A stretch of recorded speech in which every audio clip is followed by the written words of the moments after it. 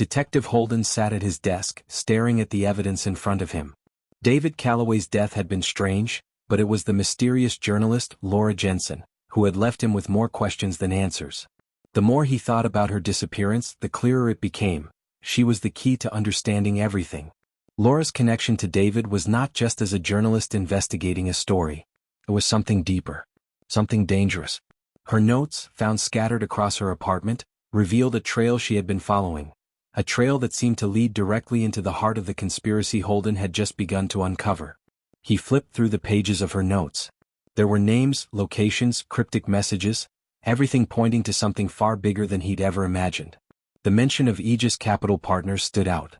It seemed harmless at first, just a corporate name, but the more Holden dug, the more it reeked of corruption. There was mention of offshore accounts, money trails, and names of people in positions of power, people who wouldn't hesitate to silence anyone who got too close to the truth. Holden's phone buzzed, pulling him from his thoughts. He answered it without hesitation. "Detective Holden?" A voice said, its tone tight with urgency.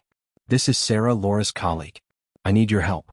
I've been going through her things, her emails, her texts. There's something she found that she was going to report, something that could expose everything." Holden sat up, his heart racing. He knew Laura had been digging deep, but he hadn't realized just how deep. "Where are you?" Holden asked. "I'm at her apartment," Sarah replied. "But there's something I found that—" "No, you need to see this for yourself. There's a place she mentioned in her last email. It's an old warehouse outside of town. She said she was going there to meet someone. I think she was close to uncovering the truth." Holden's mind whirred. If Laura had been meeting someone at that warehouse, it could mean she was onto something huge. Something that could change everything. "I'll be there in 20 minutes, Holden said, already grabbing his coat and keys. He didn't wait for a response before hanging up. The drive to Laura's apartment was a blur. His mind kept going over the possibility that Laura was alive and somewhere out there, hiding or being held against her will. Every passing minute felt like a wasted opportunity. She had gone missing the same night David had been found dead. There had to be a connection. When he arrived, Sarah was waiting outside the building, her face pale and drawn. She didn't say anything as she led Holden upstairs to Laura's apartment. Inside, the place felt emptier than it should have. Laura had been meticulous, a reporter at heart, and yet everything in her apartment seemed hurried, as if she had been interrupted. Sarah handed Holden a folder filled with papers. "I've gone through everything. Emails, messages, even her notes on the last story she was working on. But there's something else, a journal." She pointed to a desk drawer that was half open. Holden moved toward it, his fingers brushing against the worn leather of Laura's journal. He opened it carefully and began to read aloud. "They think they've silenced me. But I know what they're doing. It's not just about David. It's bigger than that. They've been laundering money, hiding it under layers of companies. They know I'm onto them. They won't stop until I'm dead. If anything happens to me, find David. I think he's been murdered. I think they were afraid he was going to expose them." Holden's blood ran cold. The connection between David and Laura was clearer than ever. But there was still so much he didn't understand. He turned to Sarah. "Do you know who she was meeting at that warehouse?" Sarah shook her head. "No. But in her last email, she said she had a contact there, someone who was going to give her the final piece of the puzzle. She'd been asking around about Aegis Capital, and then suddenly she said she was meeting someone who could confirm everything.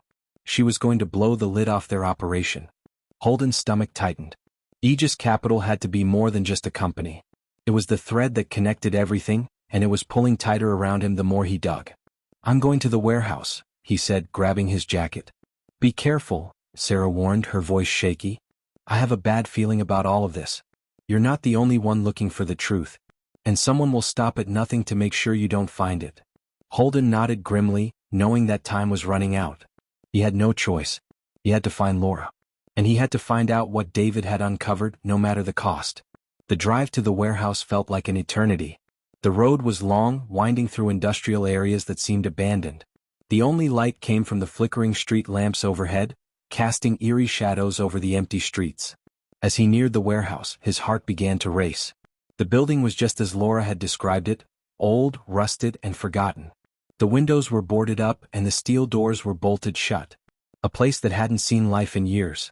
Holden parked his car a little ways down the road, keeping his distance. The last thing he wanted was to alert anyone inside. He grabbed his flashlight and stepped out, the air cold against his skin.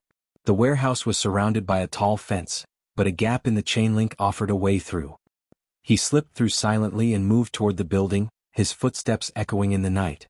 As he reached the entrance he paused. Something felt off. His breath fogged in the air as he slowly turned the handle.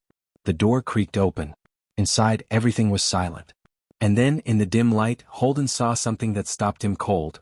A single chair in the middle of the room with bloodstains splattered across the floor.